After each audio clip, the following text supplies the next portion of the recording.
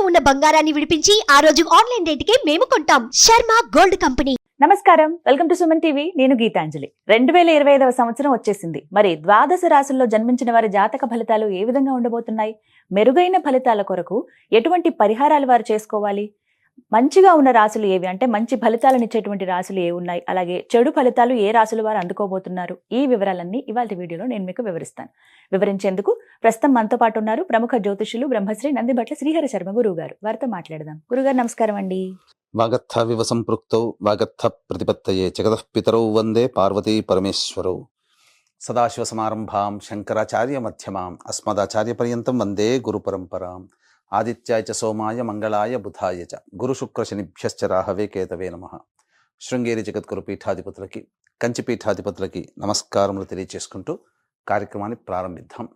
వీక్షించేటువంటి Suman TV ప్రేక్షకులకి గమనిక, ఇప్పుడు మనం చెప్పుకోబోయేటువంటి రాశి ఫలాలు ఏవైతే ఉన్నాయో అవన్నీ కూడా ఆంగ్ల నూతన సంవత్సర గమనాన్ని దృష్టిలో పెట్టుకొని జనవరి 1వ తారీఖు నుంచి డిసెంబర్ 31వ తారీఖు వరకు మాత్రమే ఉన్నటువంటి గ్రహాల స్థితిగతులను బట్టి వివిధ రాశుల వారికి ఏ విధంగా ఉండబోతుందో తెలుసుకుందాం.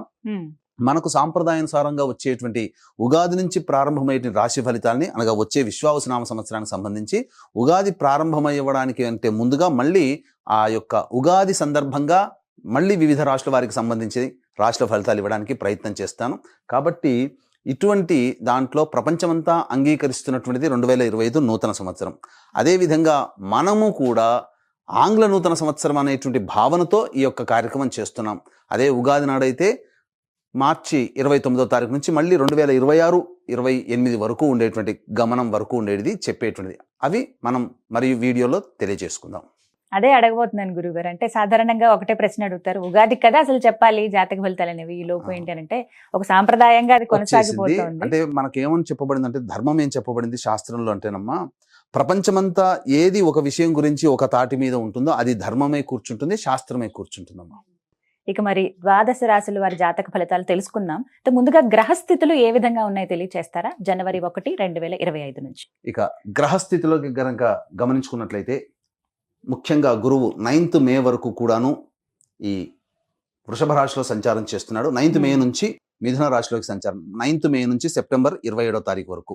ఇక సెప్టెంబర్ 28 నుంచి నవంబర్ 11వ తారీఖు వరకు కర్కాటక రాశిలో. ఇక నవంబర్ 12వ తారీఖు నుంచి డిసెంబర్ 28 వరకు కర్కాటక రాశిలోనే వక్రీకరించే స్థితి పొంది ఉండడం. ఇక శని భగవాన్ల వారిని కనుక చూసుకున్నట్లయితే 15 ఏప్రిల్ వరకు కుంభరాశిలో సంచారం చేస్తున్నారు. 16 ఏప్రిల్ నుంచి అక్టోబర్ 9వ తారీఖు వరకు మీనరాశిలో సంచారం. ఈ మధ్య కాలంలో జూలై 8వ తారీఖు నుంచి వక్రీకరించి మీనరాశిలోనే సంచారం చేస్తున్నాడు.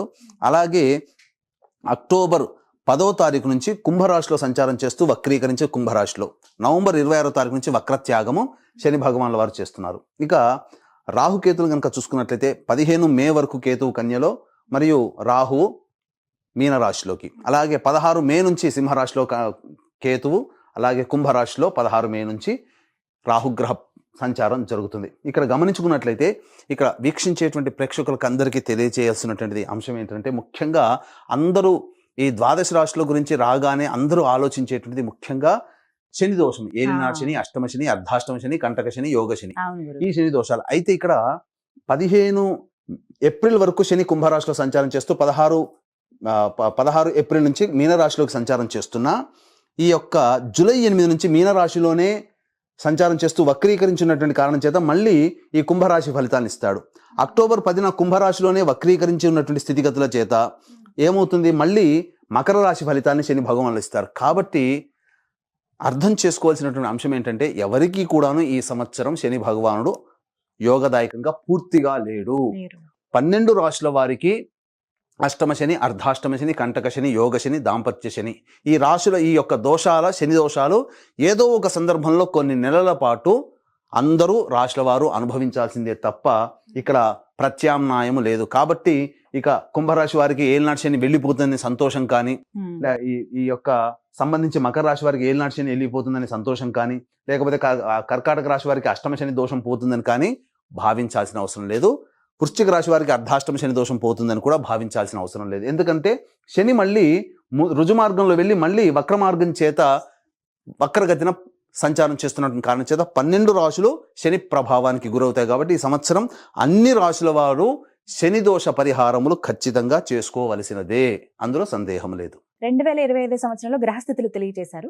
ఇక ద్వాదశ రాశుల్లో భాగంగా 11వది కుంభరాశి వారి జాతక ఫలితాలు ఏ విధంగా ఉన్నాయి, ఏ రంగం వారికి బాగా కలిసి వస్తుందో వివరించండి. జనవరి 1వ తారీఖు నుంచి డిసెంబర్ 31వ తారీఖు వరకు కుంభరాశి వారికి ఏ విధంగా ఉండబోతుందో తెలుసుకుందాం. ఇంతకుముందు మనము ఈ యొక్క గ్రహ సంచారం గురించి తెలుసుకుందాం. ముఖ్యంగా ఈ కుంభరాశి వారికి చూసుకున్నట్లయితే 9 మే వరకు మీ వృషభ రాశిలో సంచారం చేస్తుంటాడు. కానీ ఏప్రిల్ 30వ తారీఖు వరకు కూడా, అనగా మార్చి 30వ తారీఖు వరకు కూడా వక్రీకరించే స్థితి కారణం చేత తృతీయ రాశి ఫలితాలు, అలాగే 1 ఏప్రిల్ నుంచి 9 మే వరకు ఈ యొక్క వృషభ రాశిలో సంచారం, 9 మే నుంచి సెప్టెంబర్ 27 వరకు మిథున రాశిలో సంచారం, సెప్టెంబర్ 28 నుంచి నవంబర్ వరకు కూడాను యోగదాయకమైనటువంటి కాలము కాదు. కాబట్టి చూసుకున్నట్లయితే ఈ యొక్క కుంభరాశిలో జన్మించినటువంటి వారికి గురుబలం సంపూర్ణంగా ఉన్నటువంటి కాలం, ఎక్కువ కాలం గురుబలంలో ఉన్నారండి. కాబట్టి మంచి అనేటువంటిది ఎక్కువగా జరుగుతుందని చెప్పవచ్చు. ఇక శనివారిని చూసుకున్నట్లయితే ఈ యొక్క కుంభరాశిలో జన్మించినటువంటి వారికి ఏలిన నాడి శని ప్రభావం అనేటువంటిది చాలా మటుకు ఉంది. కాకపోతే విచిత్రం ఏంటంటే కొంతకాలం మాత్రం శని యోగిస్తున్నారు. ఎప్పటి నుంచి యోగిస్తున్నారు? అక్టోబర్ 10 నుంచి నవంబర్ 26 వరకు, అనగా దగ్గర దగ్గర 45 రోజులండి. 45-46 రోజులు శనివారు యోగిస్తారు. ఎందుకంటే కుంభరాశిలోనే ఉండి ఈ యొక్క వక్రీకరించినటువంటి ఫలితం కారణం చేత కొంత యోగం అనేటువంటిది ఉంటుంది. ఇక పూర్తిగా చెప్పుకుంటే ఈ యొక్క కుంభరాశిలో ఉన్నటువంటి వారికి సంపూర్ణముగా ఏలిన నాడి శని ప్రభావం అనేటువంటిది ఉంటుంది. కాబట్టి కాస్త కష్టపడక తప్పదు. ఇక అసలు విషయానికి వచ్చినట్లయితే ప్రధానంగా రాశిలోనే, జన్మరాశిలోనే రాహు 16 మే నుంచి, సప్తమంలో కేతువు 16 మే వరకు కూడా, అనగా జనవరి 1 నుంచి 16 మే వరకు మీనరాశిలో రాహువు, కన్యారాశిలోకి కేతు. ఈ గ్రహ ప్రభావం ఏమవుతుంది? 16 మే నుంచి మూలిగే నక్క మీద తాటిపండు పడ్డట్టుగా ఏలిన శని ప్రభావం ఉన్నటువంటి కారణం చేత రాహు కూడా వచ్చి చేరడంతో అనవసరమైనటువంటి తగాదాలు పెట్టుకునే అవకాశాలు ఎక్కువగా ఉంటాయి. తొందరగా కోపం వస్తుంది, చికాకు ఎక్కువగా పడతారు, అన్నిటికంటే ముందు వెనక ఆలోచించకుండా ముక్కుసూటితనంతో ముందుకు వెళతారు. తద్వారా వస్తున్నటువంటి ఆపదని గుర్తించలేనటువంటి తత్వం, లౌక్యంతో వ్యవహరించలేకపోతారు. తద్వారా సమస్యలు కోరి తెచ్చుకుంటారండి. కాబట్టి సంయమనం పాటించండి, శాంతంగా ఉండడానికి ప్రయత్నం చేయండి. చెప్పినంత సులువు కాదు, నాకు తెలుసు. ఎందుకంటే సమస్య వచ్చినప్పుడు ఆ సమస్య మీదతోనే మనం ఇబ్బంది పడుతుంటాం. ఇక ఆగ్రహం వచ్చిందంటే ముందు వెనక ఆలోచించలేకపోతాం. ఇంకా ఈ రాహు కూడా తోడైనటువంటి అటువంటి వ్యక్తిత్వం ఉన్నటువంటి మనుషులకి ఈ రాహు కూడా తోడై ఉన్నటువంటి కారణం చేత విపరీతంగా సంఘంలో శత్రుత్వాలు పెరిగిపోతాయి. కాబట్టి జాగ్రత్తలు పాటించండి. ఇక ముఖ్యంగా గమనించుకున్నట్లయితే ఈ యొక్క సంబంధించినటువంటి ఉద్యోగస్తులకి సాధారణంగా పెద్దల యొక్క సహాయ సహకారాలు ఉంటాయి, అందులో సందేహం లేదు. మే 9 నుంచి సెప్టెంబర్ 27వ తారీఖు వరకు అనుకూలంగా ఉన్నటువంటి కారణం చేత మీరు ప్రయత్నం చేస్తే, బాగా కష్టపడి ప్రయత్నం చేస్తే అనుకున్న చోటికి ప్రమోషన్స్తో కూడుకున్నటువంటి బదిలీలు ఉంటాయి. ఇక ప్రైవేట్ రంగంలో చేస్తున్నటువంటి ఉద్యోగస్తులకి సాధారణంగా ఉద్యోగం లభిస్తుంది. కాకపోతే సంవత్సరం అంతా కూడా ప్రయత్నం చేస్తూనే ఉండాలా? ఆల్రెడీ ఉద్యోగం చేస్తూ ఉంటుంటారు, మరి జీవితంలో అభివృద్ధి కోరుకుంటారు కదా. వేరే సంస్థలో మంచి పోస్ట్ ఉన్నటువంటి, అనగా ప్రమోషన్స్తో కూడుకున్నటువంటి ఉద్యోగం కోసం ఎప్పుడు ప్రయత్నం చేయాలి అనేటువంటిది. ప్రభుత్వ ఉద్యోగస్తులకైతే మనం ఏం ప్రయత్నం చేయాలి, సీనియారిటీని బట్టి వస్తుంది. కానీ ప్రైవేట్ రంగంలో ఉన్నటువంటి వారికే కదా ఈ యొక్క తిప్పలన్నీ. కాబట్టి మీకోసమై కొన్ని సమయాలు అనేటువంటివి మీకు తెలియజేస్తాను. ఆ సమయంలో కనుక మీరు ప్రయత్నం చేస్తే డ్యామ్ షూర్గా మీకు ఉద్యోగ బాధ్యతలో ఉంటారు, కొత్త ఉద్యోగం లభిస్తుంది. నిరుద్యోగస్తులకి ఉద్యోగం లభిస్తుంది. ఆల్రెడీ ఉద్యోగం చేస్తున్నటువంటి వాళ్ళకి వేరే సంస్థల్లో ప్రమోషన్స్తో కూడుకున్నటువంటి, లేదా ఉన్న సంస్థల్లోనైనా కానీ ప్రమోషన్ పొందడం అనేటువంటిది జరుగుతుంది. ఏమా సమయం అని అనుకుంటే ఏప్రిల్ 12 నుంచి మే 13 తారీఖు ఉన్నటువంటి మధ్యకాలం సంపూర్ణంగా యోగిస్తుంది. ఇక జూలై 15 నుంచి ఆగస్టు 16వ తారీఖు మధ్య ఉన్నటువంటి కాలము. ఇక నవంబర్ 15వ తారీఖు నుంచి డిసెంబర్ మొత్తము కూడా ఈ యొక్క సమయం శుభ సమయమే ఈ యొక్క కుంభరాశిలో జన్మించినటువంటి ప్రైవేట్ రంగంలో ఉన్నటువంటి ఉద్యోగస్తులకి. కాబట్టి దీన్ని బట్టి, ఈ సమయాన్ని బట్టి మీరు ప్లానింగ్ చేసుకోండి. ఈ యొక్క కుంభరాశిలో జన్మించినటువంటి రాజకీయ ప్రముఖులు ఎవరైతే ఉంటారో వాళ్ళకి సాధారణమైనటువంటి జీవనం ఉంటుంది. కాబట్టి ఎక్కువగా కష్టపడే ప్రయత్నం చేయకండి. ఎందుకంటే కష్టానికి తగ్గట్టుగా ప్రతిఫలం లభించకపోవడం, ఖర్చులు బాగా చేయడం, ప్రజాదరణ వస్తుందేమో అని చెప్పి అది ధనం వృధా అవడం అనేటువంటిది జరుగుతుంది. కాకపోతే పెద్దల దగ్గర గురుగ్రహం అనుగ్రహం సంపూర్ణంగా ఉన్నటువంటి కారణం చేత పెద్దలతో మంచి మర్యాద మాట మంతి పెంచుకొని వారి యొక్క అనుగ్రహం పొందితే ఖచ్చితంగా మీకు ఏదైనా ఒక పదవి మీకు లభిస్తుంది.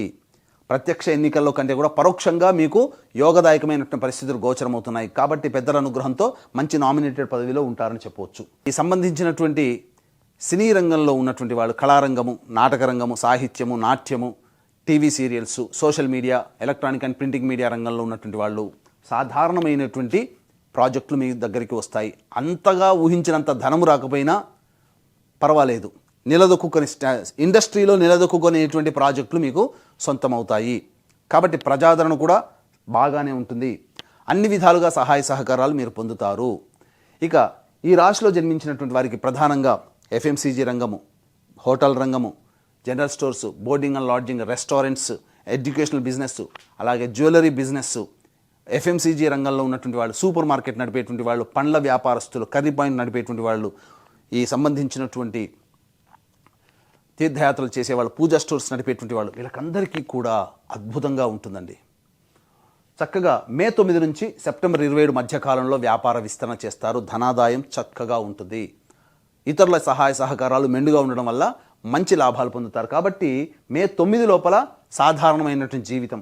కానీ సెప్టెంబర్ 28 నుంచి నవంబర్ 11వ తారీఖు మధ్యకాలం మాత్రం డబ్బులు, మీరు ఈ రాశిలో జన్మించిన ఏ రంగంలో వాళ్ళైనా కానీ డబ్బులు అప్పుగా ఇవ్వకండి. సెప్టెంబర్ 28 నుంచి నవంబర్ 11వ తారీఖు వరకు చికాకులు పెరుగుతాయి, సమస్యలు పెరుగుతాయి, పెద్దలతో విభేదాలు కలుగుతాయి, ఇంటి నుంచి బయటపడాల్సినటువంటి పరిస్థితులు వస్తాయి. కాబట్టి తల్లిదండ్రులతో, పెద్దవాళ్లతో సెప్టెంబర్ 28 నుంచి నవంబర్ 11 తారీఖు మాత్రం మీరు ఎక్కువగా మాట పెంచుకునే ప్రయత్నం చేయకండి. ఇది. ఇక ఈ రాశిలో జన్మించినటువంటి రియల్ ఎస్టేట్ రంగంలో ఉన్నటువంటి వారు సాధారణమైనటువంటి జీవనాన్ని పొందుతారు. ఉన్న ప్రాజెక్టులు నడుపుకోవడమే చాలా మంచిది. కొత్త ప్రాజెక్టుల కోసం ఆచితూచి స్పందించి ఎక్కువగా మీరు ఇన్వెస్ట్మెంట్ చేయకుండా ఇతరులను కలుపుకునే ప్రయత్నం చేయండి, చాలా మంచి జరుగుతుంది. అలాగే లాయర్ రంగంలో ఉన్నటువంటి వాళ్ళు, అలాగే ఈ సంబంధించినటువంటి ఎలక్ట్రికల్ అండ్ ఎలక్ట్రానిక్స్ రంగంలో ఉన్నటువంటి వాళ్ళు, వీళ్ళందరికీ కూడాను సాధారణమైనటువంటి జీవన విధానం అనేటువంటిది ఉంటుంది. ముఖ్యంగా ఈ కుంభరాశిలో జన్మించినటువంటి స్త్రీ పురుషులకి వివాహాది శుభకార్యాలు తలపెడితే మే 9 నుంచి సెప్టెంబర్ 27 మధ్యకాలంలో వివాహము జరిగి తీరుతుంది. అందులో ఏమాత్రము సందేహము లేదు.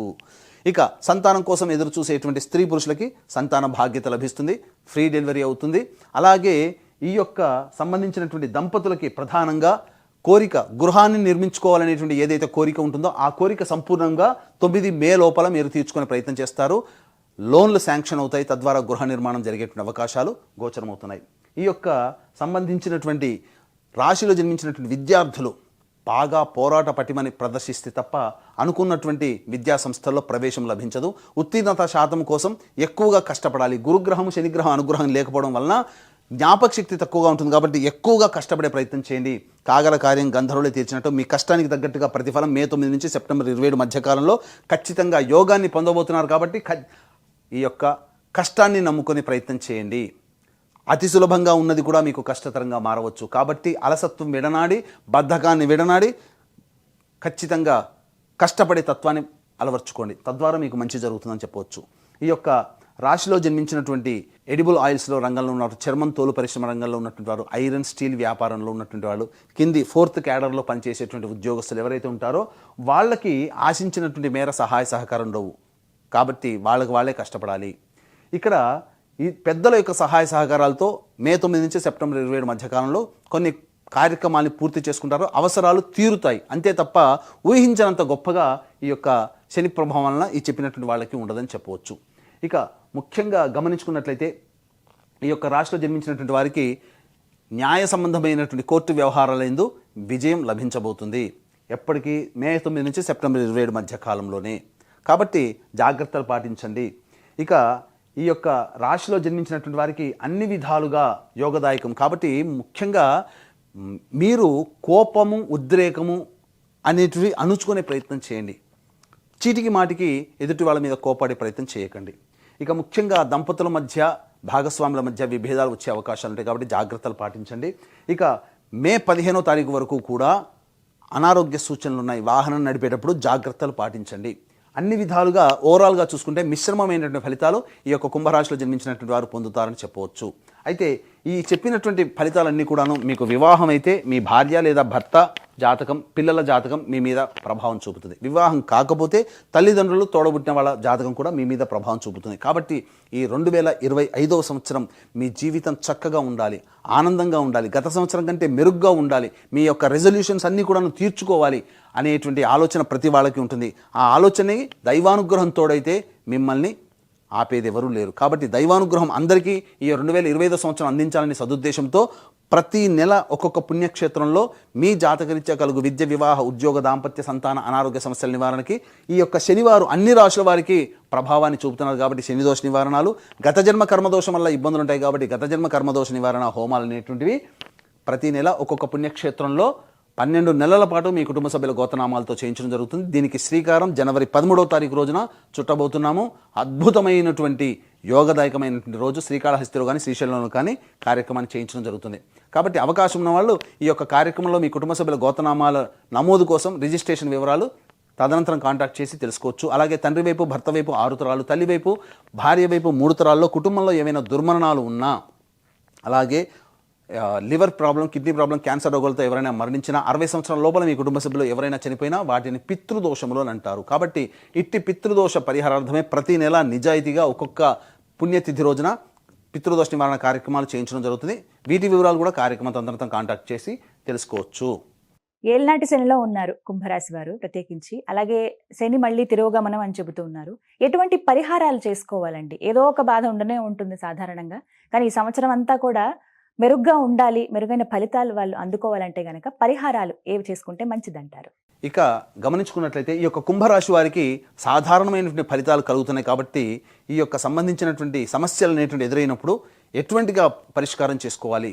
వీలు కుదిరినప్పుడల్లా నవగ్రహ దేవాలయాల చుట్టూ శివాయ నమః అంటూ 27 ప్రదక్షిణలు చేయడం, ప్రతి శనివారం నాడు తైలాభిషేకం, ఈ విధంగా వీలు కుదిరినప్పుడల్లా చేసుకోవడం, వీలు కుదిరినప్పుడల్లా రుద్రాభిషేకం చేసుకోవడం, ఇవన్నీ చేసుకుంటే చాలా మటుకు సమస్యలు అనేటువంటి పరిష్కారం అవుతాయి. ఇప్పుడు చెప్పినటువంటి విషయాల కంటే మీ యొక్క జీవితం విభిన్నంగా ఉంది అని అంటే మీ యొక్క జన్మజాతకంలోని నడిచేటువంటి గ్రహ దశాంతర దశల యొక్క ప్రభావాలు. కావున దగ్గరలోని మంచి ఉపాసనాపరులైనటువంటి జ్యోతిషుల్ని సంప్రదించి వారి సలహాలు, సూచనలు కనుక పాటించినట్లయితే మరింత మెరుగైనటువంటి జీవితాన్ని మీరు పొందుతారని ఆశిస్తూ సర్వం శ్రీ ఉమామహేశ్వర పరబ్రహ్మార్పణమస్తు. చక్కగా వివరించారండి, ధన్యవాదాలు.